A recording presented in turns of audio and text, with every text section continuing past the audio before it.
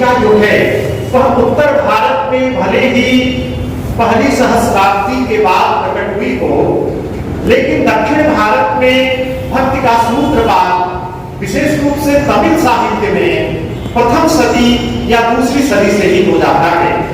हम देखते हैं कि वहां आलवार और नैनाल भक्तों के माध्यम से तमिल के संगम साहित्य, शिलप्पधिकारम और मणिमेखलई जैसे ग्रंथों की रचना दूसरी और तीसरी शताब्दी में ही होनी शुरू हो गई थी। और इसमें भक्ति तत्व की जो बात कही जाती है उसका विवेचन प्रारंभ हो गया था।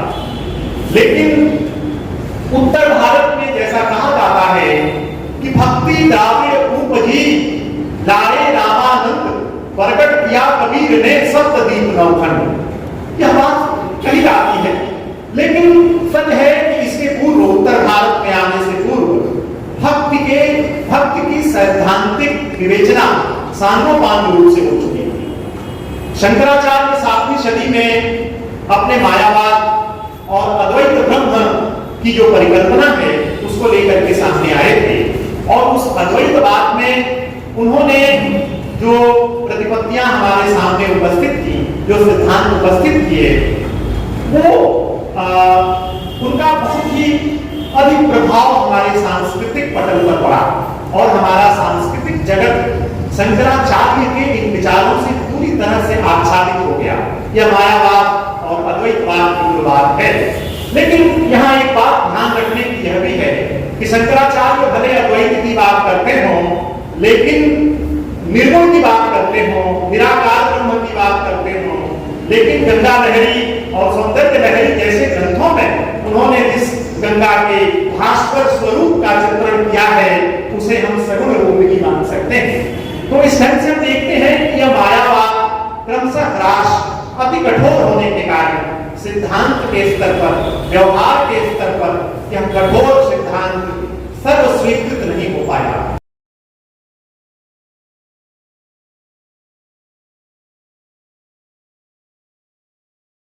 और रामानंदाचार्य ने विशिष्टाद्वैत, जिसमें अद्वैत का सिद्धांत तो ग्रहण किया गया, लेकिन विशिष्ट रूप में उसमें जीव और ब्रह्म की जो स्थिति है वह भी बताई गई। विशिष्टाद्वैत के बाद राघवाचार्य उनके शिष्य थे 14वीं सदी में, और उनके शिष्य हुए रामानंद। रामानंद ने पूरे उत्तर भारत में जो भक्ति की धारा प्रवाहित की वह अत्यंत क्रांतिकारी भूमिका थी रामानंद की। उनकी जो पुस्तकें हैं वैष्णव मताब्ज भास्कर और श्री रामार्चक पत्थर, ये 2 पुस्तकें रामानंद ने लिखी, और इन पुस्तकों के माध्यम से उन्होंने भक्ति की क्रांतिकारी भूमिका की स्थापना करते हुए यह सिद्धांत प्रतिपादित किया कि जाति पाति पूछे नहीं कोई, हरि को भजय सो हरि का होई। रामानंद ने बैरागी संप्रदाय चलाया। आज भी बनारस में श्रीमठ है, उस श्रीमठ में वह रामानंदी बैरागी संप्रदाय चलता है। और रामानंद की क्रांतिकारी भूमिका यह थी कि वो एक आकाश धर्मागुरु थे। आकाश धर्मागुरु वो होता है जिसमें वाम दक्षिण विभिन्न प्रकार के विचारधाराओं के लोग उनका शिष्यत्व ग्रहण कर सकते थे। तो रामानंद के शिष्यों के रूप में हम देखें तो उसमें नगर भी थे, कबीर भी थे, पीपा धन्ना जैसे निर्गुण संत जो थे वह भी थे, और सगुण मत के जो लोग कहे जाते हैं वैसे भक्ति साहित्य के अध्येता और हिंदी साहित्य के मूर्धन्य आलोचक डॉक्टर रामविलास शर्मा सगुण, निर्गुण और इस ढंग के विभाजनों को स्वीकार नहीं करते। वे संपूर्ण भक्ति साहित्य को लोक जागरण का साहित्य मानते हुए संत साहित्य के रूप में अभिहित करने के पक्ष में हैं। वो ये कहते हैं कि तमाम जो विभिन्नताएं हैं, जो विभेद हैं, उन विभेदों को भुला करके भी अगर हम देखें तो पूरे भक्ति साहित्य में जो सामान्य चीजें हैं, जो मानवतावाद है, जो मनुष्य की श्रेष्ठता और साथ ही साथ उसके जो विभेदों का परित्याग है, उसकी चेतना है, इसी को स्वीकार किया गया है। और यही महत्वपूर्ण बात है, और यही संत है, और इन संतों की पूरे भक्तिकाल में लोक जागरण की भूमिका रही। तो यहाँ दार्शनिकता की बात, जहां तक तुलसी की बात करें तो तुलसी को सगुण भक्ति के अंतर्गत रखा जाता है। यह अध्ययन के और पाठ्यक्रम की सुविधा के अनुसार हो सकता है, लेकिन तुलसी ने कहीं भी सगुण और निर्गुण के चक्कर में उतना ज्यादा वो नहीं पड़े। भले ही वो सगुण ब्रह्म की बात करते हैं, लेकिन निर्गुण की भी चर्चा करते हैं। लेकिन निर्गुण के साथ दिक्कत यह है कि एक सामान्य व्यक्ति, एक सामान्य मानवी के लिए यह संभव नहीं है कि वह निर्गुण की आराधना कर सके।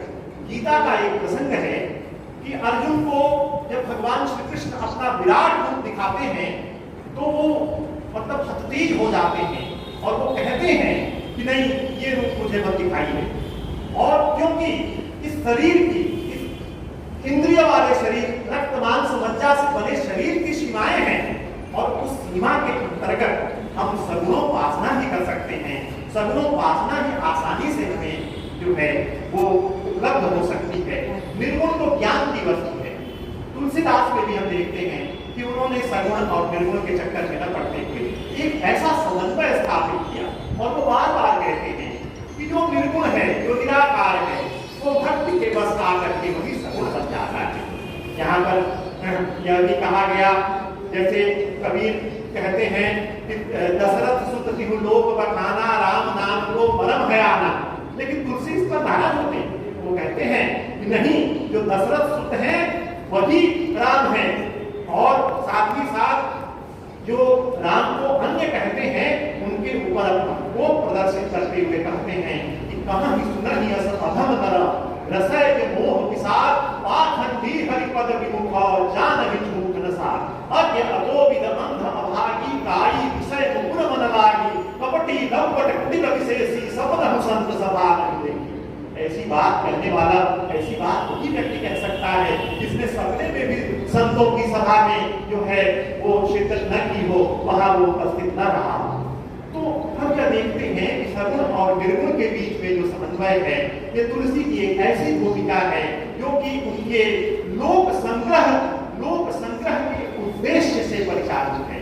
वो लोक संग्रह करना चाहते थे। वो चाहते थे जनता को एक ऐसा भक्ति का सुगम मार्ग दिखाना जिसमें कि उस समय का जो त्रासद समय था, जो संकुल समय था, संकटपूर्ण समय था, उस समय में जनता को एक अच्छी राह कैसे दिखाई जा सके।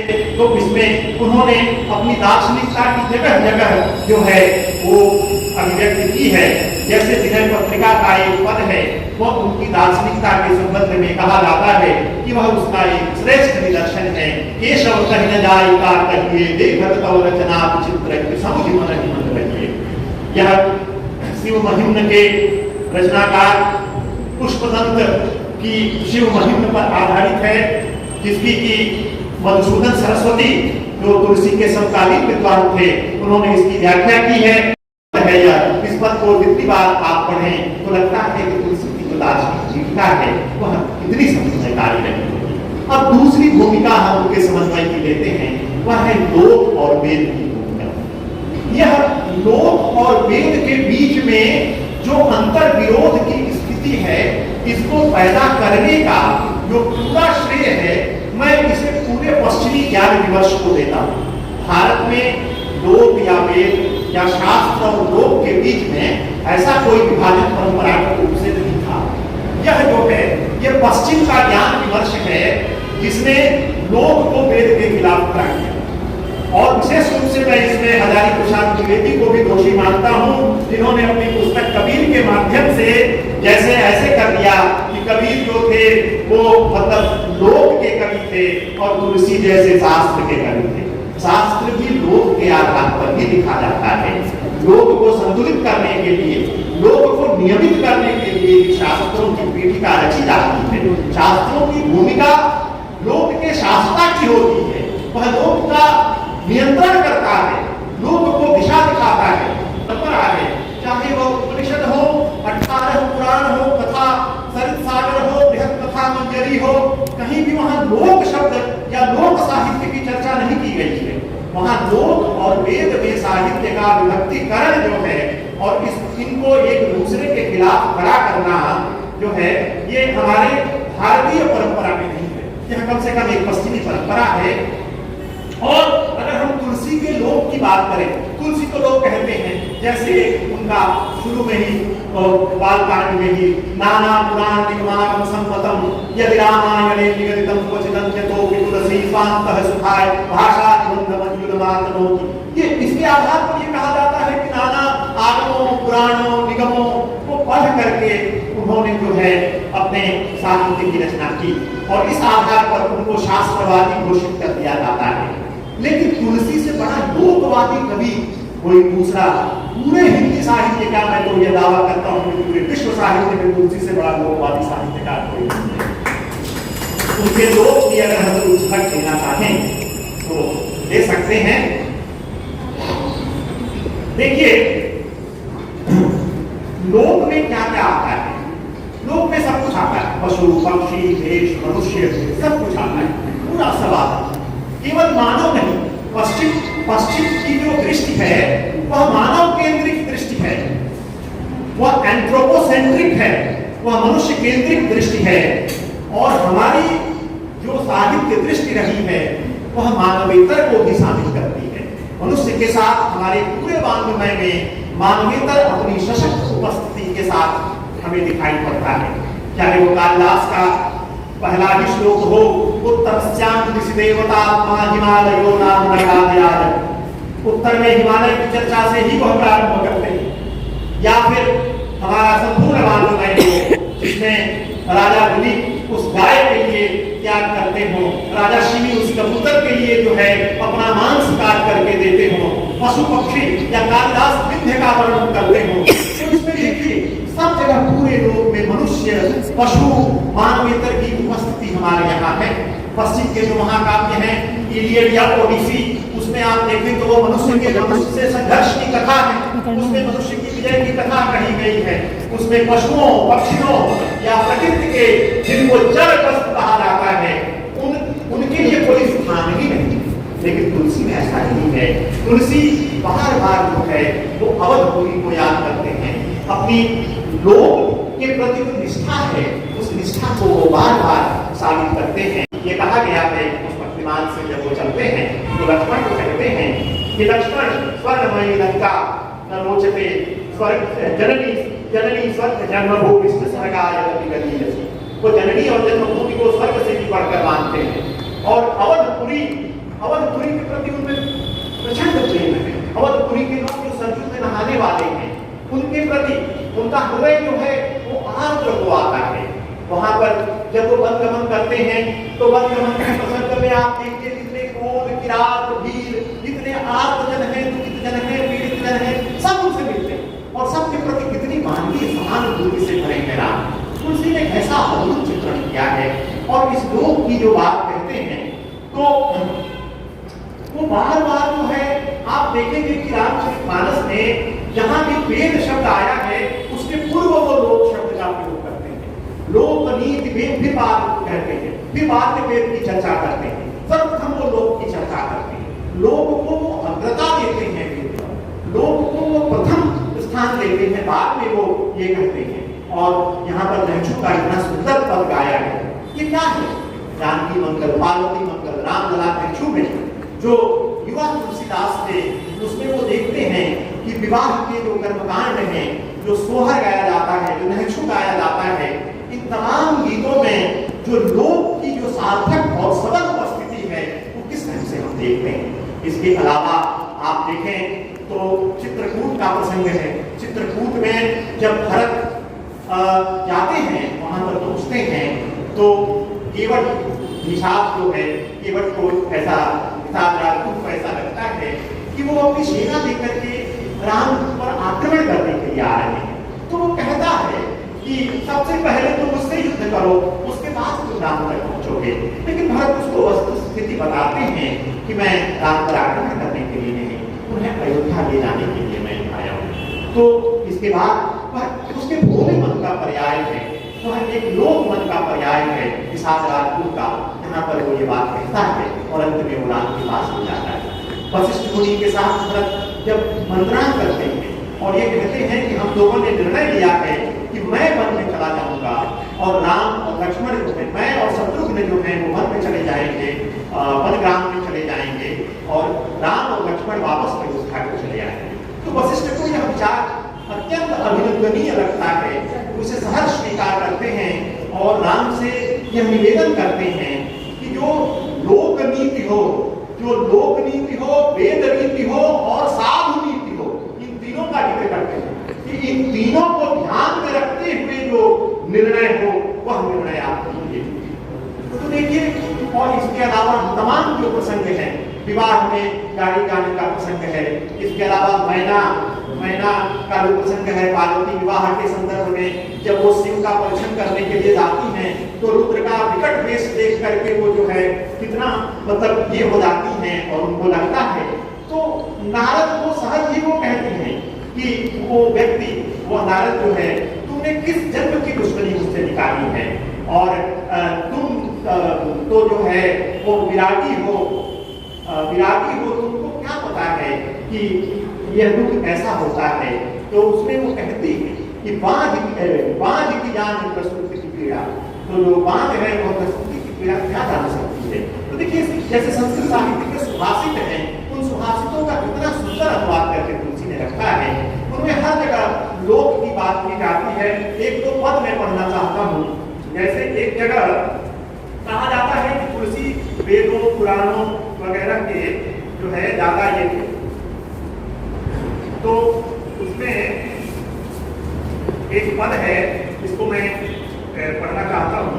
वो है इस तरह से कि कहा करिए को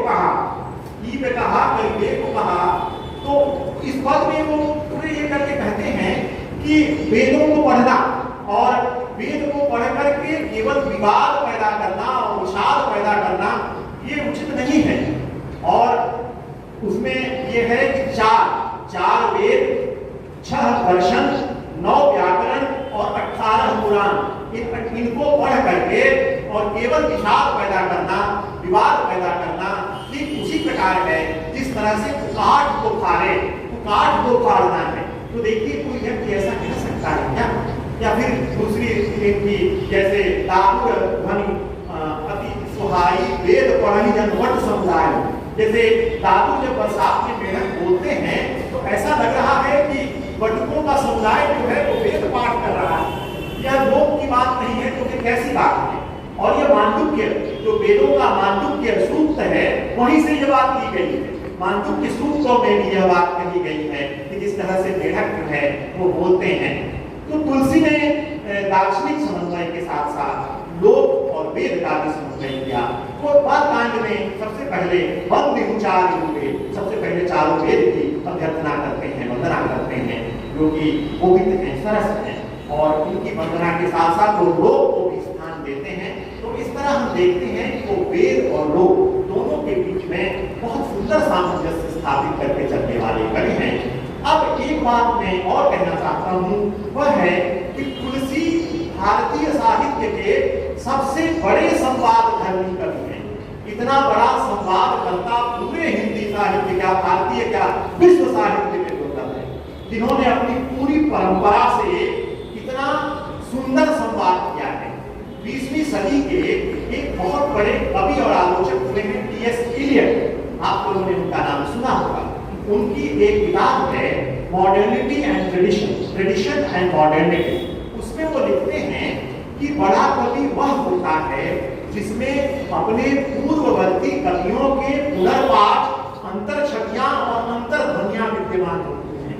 हम वस्तुतः जब एक कवि को पढ़ रहे होते हैं तो हम पूरी परंपरा को पढ़ रहे होते हैं, और इस मामले में तुलसी से बड़ा कोई दूसरा कवि नहीं है, क्योंकि तुलसी को पढ़ने का मतलब है कि हम पूरी जो आर्ष परंपरा है, हमारी पूरी जो वांग्मय की परंपरा है, उस परंपरा को हम पढ़ रहे होते हैं। केवल संस्कृत साहित्य नहीं, रामकथा जो है, वो रामकथा एक ऐसी कथा रही है भारत की जिसकी परंपराएं केवल हिंदू दर्शन में ही नहीं बल्कि बौद्ध दर्शन में दशरथ जातक, साथ ही साथ जैन दर्शन में स्वयंभू, वीरभद्र सूरी और साथ ही अन्य लोगों के माध्यम से पौंग चरित, जो कि पद्म चरित है, जो भ्रंश में पौंग चरित होता है, वह भी वस्तुतः एक राम कथा का भी रूप है। तो हम देखते हैं कि यह राम कथा जो है वह केवल हिंदू पद्धति में या सनातनी पद्धति में ही नहीं है, बल्कि इसका प्रतिफलन जो है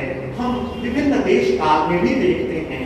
जो थाईलैंड में भी रामायण हो या बाली की रामायण हो या जापान में जो जैन बुद्धिज्म है, उस जैन बुद्धिज्म की परंपरा में रामायण को जिस ढंग से नियोजित किया गया है, यह राम कथा जो है वस्तुतः एशिया की आद्य कथा है। और आज हमको ये प्रयास करना चाहिए सरकार की तरफ से, हम सब लोगों की तरफ से, कि इसे एशिया की प्रतिनिधि कथा के रूप में मान्यता दी जानी चाहिए। तो देखते हैं कि यह जो संवाद होता है, तुलसी का यह संवाद जो है वो किस ढंग से करते हैं। देखिए ये बहुत लोग कह सकते हैं कि तुलसी ने जो है वो शास्त्रों की नकल की है, तो ये नकल नहीं होता, क्योंकि आनंदवर्धन जो ध्वनि संप्रदाय के बड़े आचार्य हैं, उन्होंने कहा है कि यह जो अनुकरण होता है, यह अनुकरण 3 तरह का होता है। पहला अनुकरण होता है आलेख्य प्रेक्ष्य अनुकरण, जिसमें एकदम फोटोकॉपी उतार दी जाती है। कोई नौसिखिया कवि ये समझे कि बड़े कवियों के पंक्तियों को मैं उतार दूंगा तो मेरा काव्य जो है वो श्रेष्ठ और वरेण्य हो जाएगा, तो इसे हम आलेख्य प्रेक्ष्य कहते हैं और इसको अच्छा काव्य नहीं माना जाता।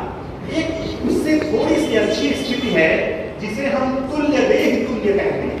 यह तुल्य देह तुल्य अनुकरण जो होता है, इसमें अनुकरण तो किया जाता है, लेकिन इसमें थोड़े बुद्धि का विनिवेश करके कुछ नए तत्वों की अभिव्यंजना भी उसमें कर दी जाती है, कुछ नए तत्वों का अवतरण भी उसमें किया जाता है। लेकिन जो सबसे उत्तम स्थिति होती है उसे कहते हैं कि पूर्व प्रवेश रचना, यानी दूसरे के पर पूर्व प्रवेश रचना। दूसरे के पूर्व में यानी दूसरे के क्षेत्र में प्रवेश करके उसका पुनर्पाठ करना, उसे पुनर्विन्यस्त करना, और तुलसी ने वस्तुतः यही किया है। आप देखें, एक दो उदाहरण के माध्यम से मैं बताता हूँ।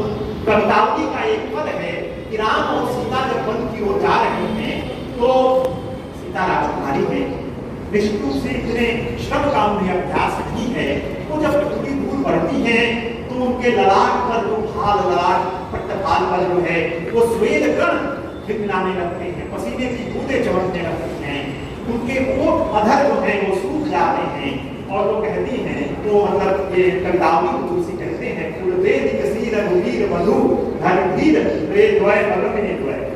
इस ढंग से वो जब थोड़ी दूर ही जाती हैं तो वो विकल हो जाती हैं और वो पूछती हैं राम से कि अब हम कब विश्राम करेंगे, पर्णकुटी कब बनाएंगे।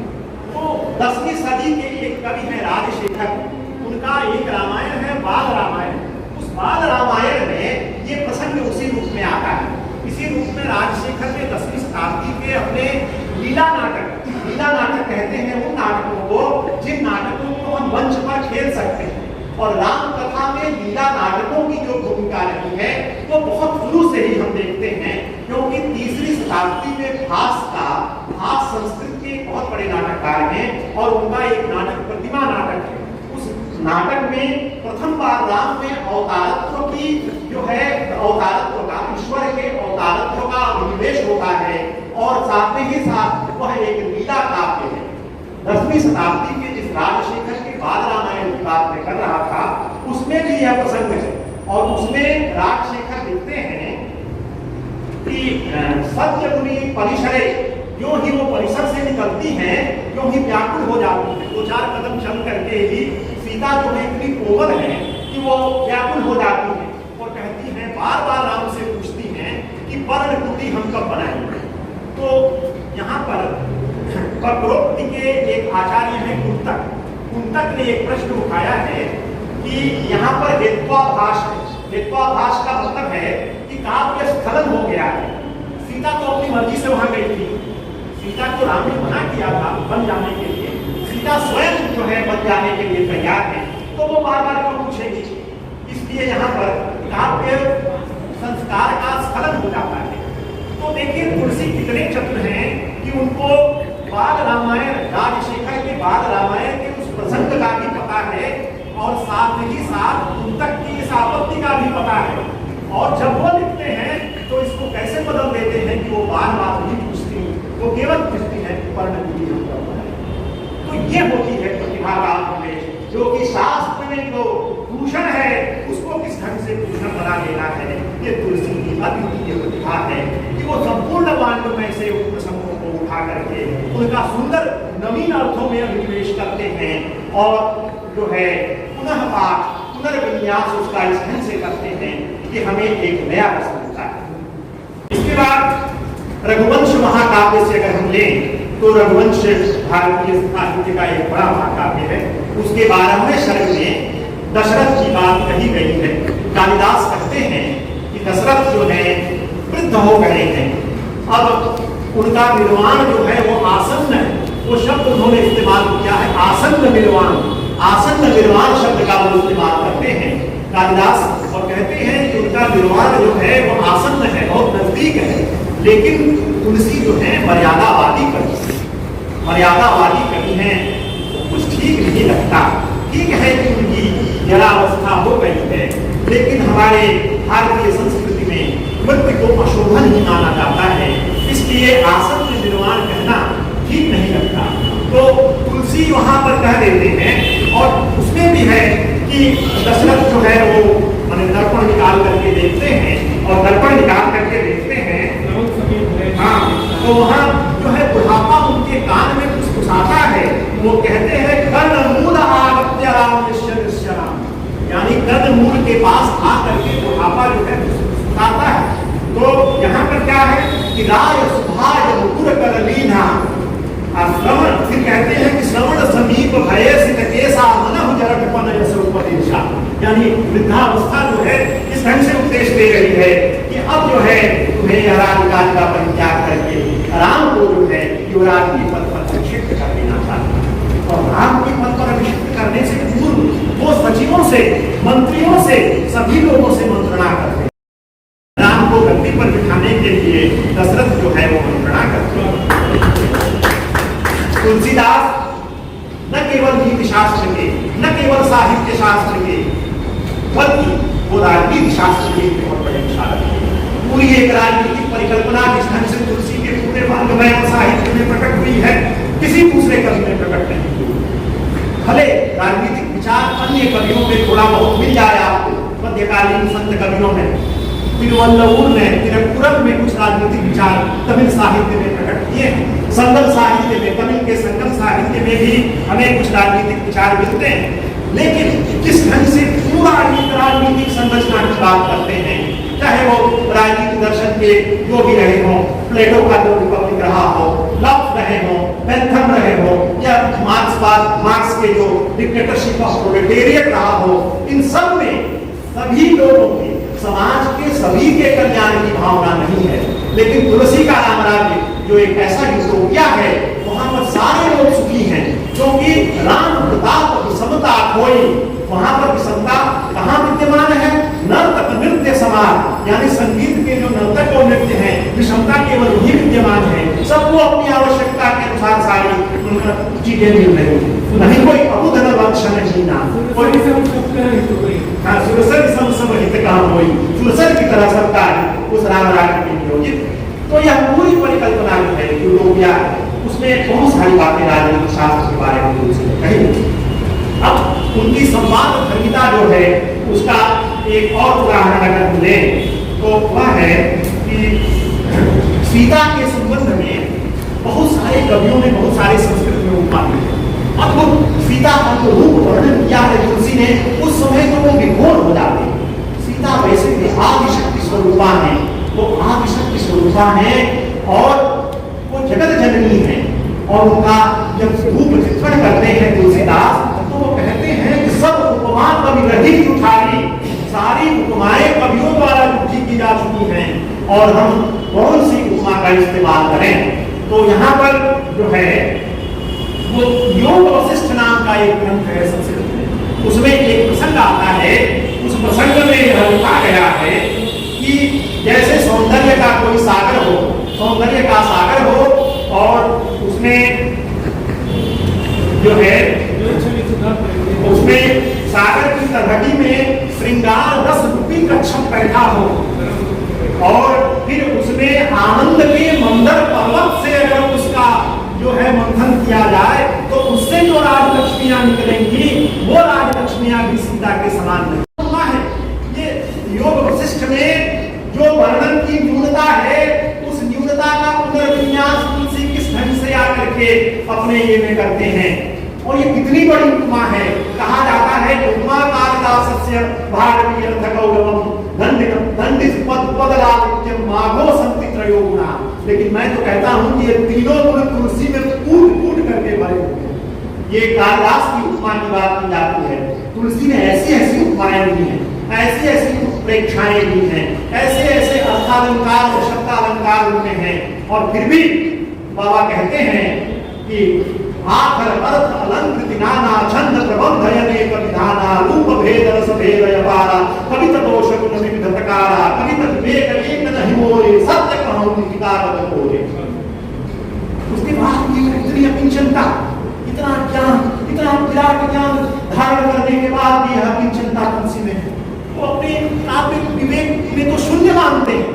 देखिए तो इस ढंग से वह निश्चित रूप से तुलसीदास पर पुराणों और भागवत तो वो पढ़ ही चुके थे, 18 पुराण का अध्ययन तुलसीदास कर चुके थे। तुलसीदास बहुत बड़े समन्वयकर्ता थे, और तुलसीदास के समय पर अगर बात की जाए तो तुलसी ने पूरे भक्ति की जो परंपरा है, राम को देखने की जो परंपरा है, राम का जो चरित्र है, वो वाल्मीकि के जो राम थे, वो क्षत्रिय राजकुमार हैं, वो वीरोचित गर्व से भरे हुए हैं, वो संघर्ष करते हैं। यह राम की जो स्थिति है यह चलती है। जो 20वीं सदी में मैंने प्रतिमा नाटक भास का उसमें कहा, उसमें थोड़े से अवतारत्व का निक्षेप होता है। 7वीं सदी में सिंहल द्वीप के एक कवि कुमार दास, जिन्होंने जानकी हरण नाम का एक काव्य लिखा है, उस जानकी हरण काव्य में राम को पूरी तरह से श्रृंगारिक नायक के रूप में चित्रित किया गया है। यह परंपरावाद में सखी संप्रदाय, रामावत संप्रदाय के जो स्खलन है, जो सांस्कृतिक स्खलन है, उस रूप में हमें दिखाई पड़ती है। लेकिन तुलसी ने जो है भवभूति ने भी राम का चित्रण किया है उत्तर रामचरितम में। और करुण रस वही, यानी रामायण जो करुण रस का काव्य है, उस करुण रस के आधार पर भवभूति ने उसका चित्रण करते हुए यह बताया है कि भवभूति के राम और वाल्मीकि के जो राम है वो नर है, मनुष्य हैं, वीर हैं, वो अपनी वीरता से ईश्वरत्व को प्राप्त करते हैं।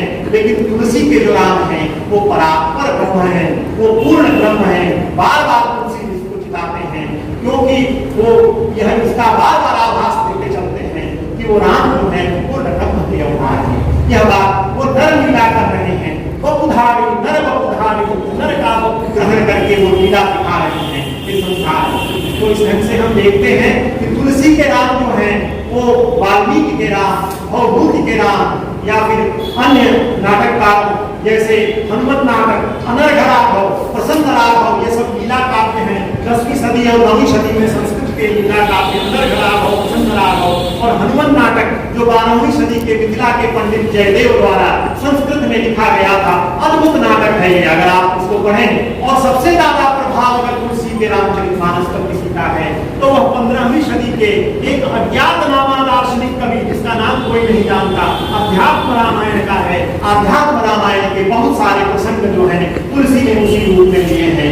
जैसे राम के जन्म का प्रसंग है, भय प्रकट कृपाला दीन दयाला कौशल्या हितकारी, उसमें कौशल्या जो है उस रूप को देख करके डर जाती हैं और बार बार कि जय शिशुलीला, वो हाथ जोड़ करके करती हैं कि आप शिशुलीला कीजिए। ये प्रसंग आध्यात्म रामायण से दिया हुआ है। तो इस ढंग से हम देखते हैं कि तुलसी से बड़ा संवादी, पूरी परंपरा से संवाद करने वाला, इतना बड़ा जो है लोक नायक, लोक प्रवर्तक, लोक संग्राहक जो है दूसरा कभी कोई नहीं पैदा हुआ। इसीलिए ग्रियर्सन ने कहा कि मध्यकाल में भगवान बुद्ध के बाद सबसे बड़ा व्यक्तित्व अगर किसी का था तो तुलसी का था। अकबर ने मध्यकाल में अपनी तलवार के बल पर अपना शासन कायम किया, और तुलसी ने अपने सांस्कृतिक समन्वय के माध्यम से जो बौद्धिक साम्राज्य अपना कायम किया वो आज तक कायम है। और हम अगर नवजागरण की चर्चा करें, लोक जागरण की चर्चा करें, तो 12वीं सदी में इटालियन नवजागरण के कवि दांते, जिन्होंने डिवाइन कॉमेडी जो लिखी है, अद्भुत पुस्तक है, वो लैटिन में भी लिखते थे और इटालियन में भी लिखते थे। तुलसी को भी हम वैसे ही मान सकते हैं। तुलसी संस्कृत के बहुत बड़े कवि थे, तब तुलसी संस्कृत के छोटे कवि नहीं थे। अगर उनके जो प्रत्येक कांड के पहले जो उनके पद हैं उन्हीं को देखा जाए तो आचार्य राममूर्ति त्रिपाठी कहते हैं कि परिमाण पर अगर हम न जाए, केवल गुणवत्ता पर जाए, तो तुलसीदास संस्कृत के भी बहुत बड़े कवि सिद्ध होते हैं। पूरी संस्कृत परंपरा का उनको ज्ञान, जैसे दांते, लेकिन दांते का कोई प्रभाव आज लिखने में नहीं दिखाई देता। राम की छवि जो है वो पूरे हिंदू जनमानस में बैठी हुई है, महत्व के बारे में बताते हुए। और यह है कि दूसरे विश्व युद्ध के समय जब स्टालिन रूस के शासक थे, वो रामचरितमानस का रूसी भाषा में अनुवाद करा रहे थे, हमारा को उसका अनुवाद कर रहे थे। और उसी समय द्वितीय विश्व युद्ध फैल गया। तो द्वितीय विश्व युद्ध जो है, जर्मनी की सेनाएं रूस की तरफ कूच कर रही थी, तो उन्हें लगा कि अब ये काम जो है वो शांतिपूर्ण निर्विघ्न रूप से संपन्न नहीं हो पाएगा। इसलिए स्टालिन ने उनके पूरे पुस्तकालय और सहायकों के साथ उनको वहां से उठा करके सुरक्षित लेनिनग्राद पहुंचा दिया और वहां पर उन्हें यह आदेश दिया कि आप निश्चिंत होकर के यह काम करें, क्योंकि यह अत्यंत सांस्कृतिक महत्व का कार्य है। और अंत में केवल एक बात करना चाहता हूँ, रामविलास शर्मा का एक साक्षात्कार मैनेजर पांडे ने दिया था, वो ज्ञानरंजन ने पहल में छापा था। उसमें कहा था रामविलास जी ने कि तुलसीदास मेरी नजर में विश्व के सर्वश्रेष्ठ कवि हैं। ये बात मैं फिर से जोर देकर कहता हूँ, रामविलास जी ने कहा था कि तुलसीदास विश्व के सर्वश्रेष्ठ कवि हैं। रामविलास जी 12 भाषाओं के ज्ञाता थे, 100 से अधिक पुस्तकें उनकी हैं, वो पूरे विश्व साहित्य का अध्ययन कर चुके थे। अंग्रेजी में Raphaelites and pre Raphaelites and शैली पर उनकी रिसर्च थी, अंग्रेजी में पीएचडी पर उन्होंने की थी। उनका वही हुई बात ज्ञानरंजन ने जब पहल में छापी तो उस बात को उसे नहीं रखा। तो किस ढंग से वादियों ने किस ढंग से तुलसी को न्यूनीकृत करने, उन्हें अवहेलित करने का प्रयत्न किया है। वह एक भाषा को लेकर कभी कभी यह सवाल करते हैं या आपस में विमर्श करते हैं कि उनका ज्ञान कितना गहन था।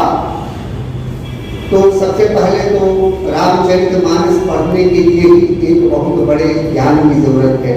आप ज्ञानी न होंगे तो रामचरितमानस ही आपको कितना समझ में आएगा। इस रामचरितमानस में संस्कृत के ही 12 छंद का उपयोग किया गया है। बाकी सारे आज हमारे अवधी, भोजपुरी और लोक भाषाओं के छंद जो है वो इस्तेमाल किए गए हैं। लगता कि कालिदास ने भी अपने पूरे जीवन में अपने काव्य में 12 छंदों का प्रयोग किया होगा संस्कृत का, केवल तुलसीदास ने ही। और रामचरितमानस में, मानस की ही बात कर रहा हूं मैं, तो और विजय पत्रिका और अन्य जो उनकी दोहावली, कवितावली की तरफ जा ही नहीं।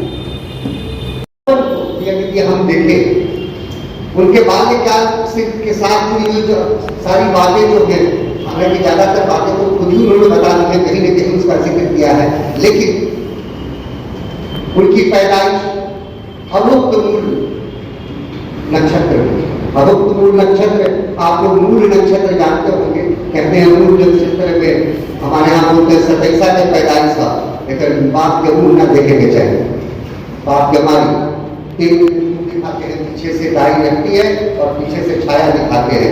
अभुक्त मूल उससे भी बड़ा मारक योग होता है, जहाँ की ज्येष्ठा नक्षत्र की 24 मिनट और ज्येष्ठा से जब निकलेगा चंद्रमा तो जाकर केतु के नक्षत्र में पड़ेगा, और वो केतु के नक्षत्र की भी 24 मिनट, इस बीच में जो बालक पैदा होता है उसको अभुक्त मूल में पैदा हुआ बालक माना जाता है। और स्थिति कैसी हमारे समाज की, उन समय की रूढ़ियों की और अंधविश्वास की, तो ब्राह्मण परिवार में पैदा हुए थे। अब कहानी उचित है कि सैकड़ों पारी के सब पर विवाद करता रहता है, लेकिन जो कुछ भी थे ब्राह्मण परिवार में पैदा हुए थे। और उनके बाद हमें उसको क्या लगे, उनको उनकी अपनी जो परिचारिका घर की सेविका थी, चुनिया या मुनिया कुछ लोग कहते हैं, चुनिया ने ले जाकर उसका पालन पोषण किया, वो भी गुजर गई। अब आप अनाथ की तरह घूमते रहे। एक कथा यह भी है कि देवी पार्वती हर रोज मनुष्य का रूप लेकर आकर उन्हें खिला जाती, जब वो जगह जगह से भीख मांगकर खाते थे। एक बात तो तय है कि गोस्वामी तुलसीदास का जीवन बाल्यकाल बहुत ही अभाव और दयनीय स्थिति से भरा हुआ था। ठीक वही स्थिति हमारे समाज की आप रूढ़ी और अंधविश्वास को देख ही रहे हैं। लगातार आप वेदों से चलते, पूरा समय नहीं है वरना मैं आपको बताता पूरी की पूरी कालखंड को लेके पूरा क्रम बताता कैसे कैसे हमारे यहाँ स्थितियों का बदलाव हो रहा था। लेकिन जब गोस्वामी तुलसीदास का जो समय है, उस समय आपके यहाँ क्या चल रहा था, एक ऋषि ने जिक्र किया बड़े अच्छे से कि कर्म कांड भरपूर भरा पड़ा, लोग वेद को माने, वेद तरफ कांडी हो गया था, या याज्ञवल्क्य की तरफ उपनिषदों के जो प्रश्न किए जा रहे थे लोगों से कि नहीं क्यों किया जाए, उसको माने, किसको माने? कबीर जिनको टोटल तुलसीदास से अलग माना जाता है, वो भी कहते थे साधु सहज समाधि हो। ये सहजता का प्रश्न, चाहे वो निर्गुणिया हो या सगुणिया हो, इन सबों में घूमने लगा था कि जो कुछ भी हो, जैसे भी हो, कुछ तो सहज होना चाहिए। मनुष्य ऐसे ही मरा जा रहा है। ऊपर से आप देखिए 8वीं शताब्दी से इस्लाम, उसके पहले दशक कुशान की बात नहीं कर रहा, मैं केवल बात कर रहा हूँ उस समय ऑलरेडी 8वीं 9वीं शताब्दी से इस्लाम घुस गया था भारतवर्ष की पूरी भूमि पर और मुख्य धारा में आ गया था। 9वीं 10वीं शताब्दी से तक तो मुख्य धारा में आ गया था और धीरे धीरे दिल्ली सल्तनत का प्रभाव शुरू हो गया था। राजा बन गए थे, राजा खलीफा के अधीन थे, वो चाहते थे खलीफा से हम बाहर छूटे। यहाँ पर कैसे उनका पूरा कार्यकाल कैसे गुजरेगा, लोगों से कैसे उनको लेजिटिमेसी तो चाहिए।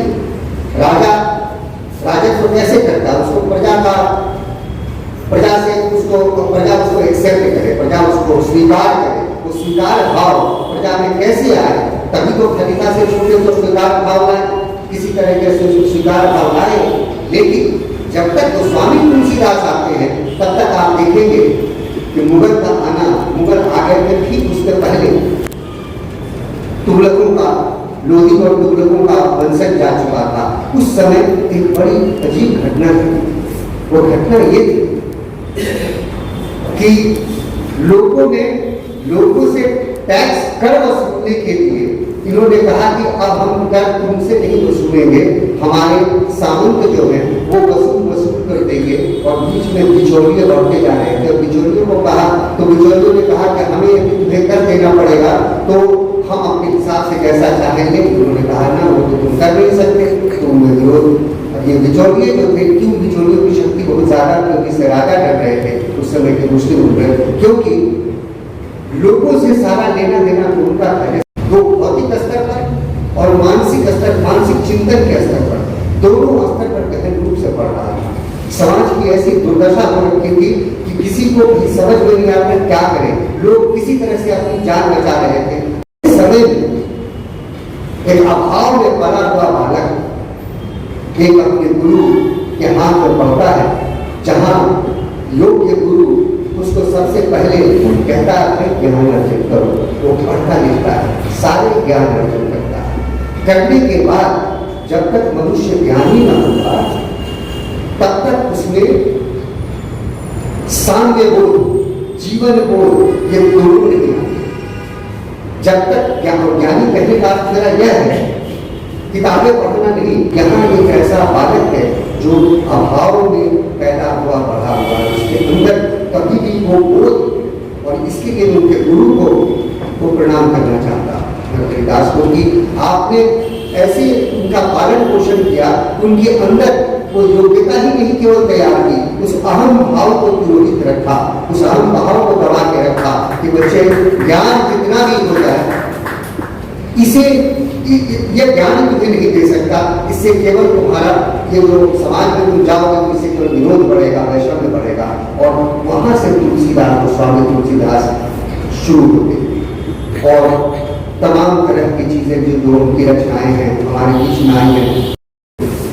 रामचरितमानस की लोगों की कहावतों की तरह रामचरितमानस कहीं आपने कुछ किया तो बड़े दुख में है, तो एक कोई बड़की माई या बड़का बाबूजी या ताऊ या जेठा या जो कोई भी धीरज धर्म मित्र और आप समझ जाते हो अच्छा ये किसी अमुक ने कहा है। ये और बात है कि वो ढोल गवार शूद्र पशु नारी के सब ताड़ने के अधिकारी के बड़ी विद्रूप उसका भावार्थ निकाल कर रूप में चलाया गया है, जिससे मैं सरोकार नहीं रखता, क्योंकि मेरे हिसाब से संगीत मैं भी जानता हूँ। ढोल मिश्रा जी हैं, ढोल गंवार जिन लोगों ने गंवारों के साथ काम किया है, शूद्रों के साथ जो काम किए हैं, पशुओं को जिन्होंने पाला है और नारी के साथ हर घर में है, इनके बारे में ताड़ने को पीटना भी नहीं कहते, समझना भी कहते हैं। और प्रसंग भी मैंने देखा है रामचरितमानस में, शायद वही है। एक ऐसे ज्ञानी, एक ऐसे उद्बुद्ध कवि और रचनाकार से इतनी ऐसे ओछेपन की तो हम कल्पना भी नहीं कर सकते कि कोई ये कहेगा कि सब पीटने के अधिकार है। मुझसे विरोध हो सकता है, लेकिन मेरी समझ में बचपन से जो मैंने समझा था और मेरी माओ ने समझाया था कि ये ढोल गवार शूद्र पशु नारी ये सब ताड़ने के अधिकारी, ये तुझे जब तक समझा नहीं जाए तब तक ये तुम्हारे काम नहीं आएगी, हमेशा इनसे समस्या बनी रहेगी। तो लोकोक्तियों की तरह दो चार सारी मैं ऐसी कुछ लोकोक्तियां जिनको हम लोग सुनते आ गए, जाति रही भावना जैसी देखी दिन जैसी, ये सब लोग बोलते हैं। सुख हर कई दुख विकराल दो संकीर्ण धरे। और एक चीज जो मुझे हमेशा से विचलित करता रहा है भावना के स्तर पर, कविता में भी बहुत कम ऐसे कवियों की ऐसी भाव रचना संरचना मुझे देखने को मिली जब वो कहते हैं सुनी विलाप दुख को भी दुख लगे। क्या लगता है पता नहीं, धीरज होकर धीरज भाग, धीरज के हाथ से धीरज निकल कर भाग गया। ऐसे बिंब ऐसा आयोजन मुझे मतलब वियोग का ऐसा आयोजन कहीं देखने को नहीं मिलता। और उसके बाद जब उनके सचिव सुमंत अयोध्या कांड में जब सुमंत्र जाते हैं और वो जब लौट के आते हैं वहां से देखते हुए कहते कि सचिव जय जीव जय प्रणाम सुनत कहूँ सुमंत का नाम। इसको हम लोग ने गाते हुए गाँव में सुना है, और जब लोग गाते थे जिस राग में गाते थे लगता था मन द्रवित हो जाता था। कहते थे सुनत उठे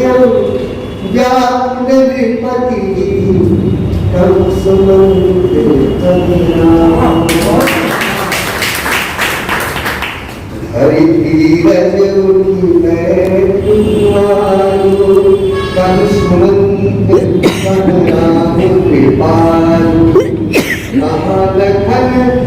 राम सनेही कह प्रिय पुत्र बधु बैदेही बिल पतराव बिकल बिल पतराव बिकल बहु भांति जुग सिरति नाराती। मेरे कभी नहीं भूलता जब इस तरह से मेरे एक चर्चा इसको पढ़ा करते थे।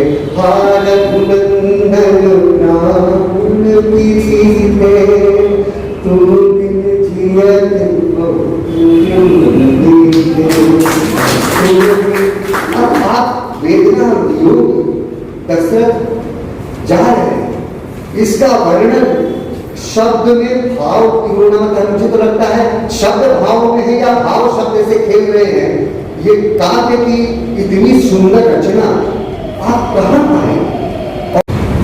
तुलसीदास मुझे लगता है कि मैं और हम सबको इस क्षेत्र में जाना ही नहीं चाहिए कि हमें कभी किसी तुलसीदास की तुलना किसी से करनी हो।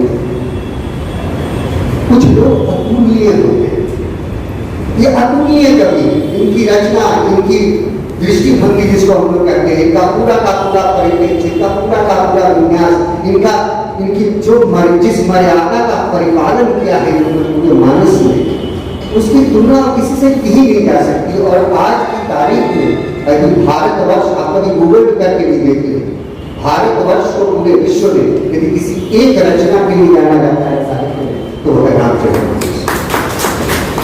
विंसेंट इस इतिहासकार थे जिन पर हम लोगों ने किताब पढ़ी थी, अकबर द ग्रेट मुगल, एक बड़ा क्या बताया जाए, बड़ा वैसी किताब जिसके बिना पढ़े हम लोग मिडिएवल हिस्ट्री खत्म नहीं करते थे। विंसेंट स्मिथ अंग्रेजी साहित्य इतिहासकार, इसमें उन्होंने क्या कहा था इनके बारे में। अकबर द ग्रेट ने तुलसीदास के बारे में कहा है, बहुत कम इतिहासकार साहित्यकारों को कोट के बारे में कहते हैं। Tulsidas is the tallest tree in the magic garden of medieval Hindu poetry. His name could not be found in Aine Akbari or nor in the pages of Muslim annalists or in the books of European authors based on the narratives of the Persian historians. Yet that was the greatest man of his age in India. Greater even than Akbar himself in as much as the conquest of hearts and minds of millions of men and women, more lasting and important than all the victories gained in war by the monarch. Akbar को भी वो आदमी कहता है, अकबर को आप क्या महान कहेंगे, यह आदमी उतने हृदय पर राज करने वाला कोई एक व्यक्ति हो ही नहीं पाया जितने पर तुलसीदास ने राज किया है। सम्मान हरणी कभी कहा है, बहुत अच्छी बात कही किसी ने रचना में, खास करके कविताओं में, काव्य में यदि संवाद न हो तो जनमानस से उसका जुड़ना मुश्किल हो जाता है। हम जितनी अच्छी कविता कहें, एक उदाहरण मैं आपको देना चाहूंगा, जयशंकर प्रसाद की कामायनी उत्कृष्ट रचना मानी जाती है साहित्य में, हिंदी साहित्य में, लेकिन साहित्यकार उसको उत्कृष्ट रचना मानते हैं, जनमानस वो नहीं। कारण भाषा और जो संवाद है, उस संवाद की भाषा इतनी ऊंची है, इतनी अलंकृत और अलंकारिक है कि वो जनमानस से जुड़ नहीं पाता, उसमें लोक धर्म का पालन नहीं हो पाता। तुलसीदास का देखिए क्या ठीक उसके विपरीत सोच, दर्शन, छाया, बिंब, ये सब उतनी ही उत्कृष्ट है, लेकिन भाषा वही धीरज होकर धीरज भाग आदमी। मैंने गांव में रामचरितमानस के पाठ करते हुए लोगों को रोते देखा है, सुनते हुए, पढ़ते हुए।